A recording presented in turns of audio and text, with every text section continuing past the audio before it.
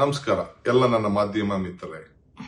ಇಂದು ಸಂಜೆ ಬಿಜೆಪಿ ಮುಖಂಡರಂತ ದೇವರಾಜೇಗೌಡರು ಅಪ್ಪಟ ಸುಳ್ಳಿನ ಹೇಳಿಕೆಯನ್ನ ಪತ್ರಿಕಾಗೋಷ್ಠಿಯನ್ನ ನಡೆಸಿದ್ರು ಅಂತ ತಿಳಿತು. ನಾನು ಊರಿನಲ್ಲಿಲ್ಲ, ಇಲ್ಲಾಂದ್ರೆ ಎಲ್ಲ ಮಾಧ್ಯಮಗಳ ಹತ್ರ ಖಂಡಿತ ನಾನು ಮಾತಾಡ್ತಾ ಇದ್ದೆ. ಇವ್ರು ಏನು ಮಾತಾಡಿದ್ದಾರೆ, ಏನು ಆರೋಪ ಮಾಡಿದ್ದಾರೆ ಎಲ್ಲ ಸುಳ್ಳಿನ ಕಂತೆ.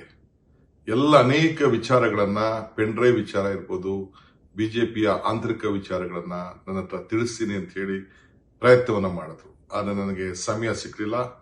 ನಾನು ನಾಳೆ ಬರ್ತೇನೆ ಬೆಂಗಳೂರಿಗೆ. ಬಂದಾಗ ಅನೇಕ ವಿಚಾರಗಳನ್ನ ಏನೇನು ನನ್ನ ಹತ್ರ ಚರ್ಚೆ ಮಾಡಿದ್ದಾನೆ ಫೋನ್ನಲ್ಲಿ ಅಂತೇಳಿ ತಿಳಿಸ್ತೇನೆ. ಆದ್ರೆ ನನಗೂ ಆತನಿಗೂ ಯಾವ ತರದ ಸಂಬಂಧನೂ ಇಲ್ಲ. ಅವನು ಏನು ಮಾತಾಡಿದ್ದಾನೆ ಎಲ್ಲ ಕೂಡ ಸತ್ಯಕ್ಕೆ ದೂರ ಆದಂತಹ ವಿಚಾರ ಅಂತ ಹೇಳಲಿಕ್ಕೆ ನಾನು ಬಯಸ್ತೇನೆ.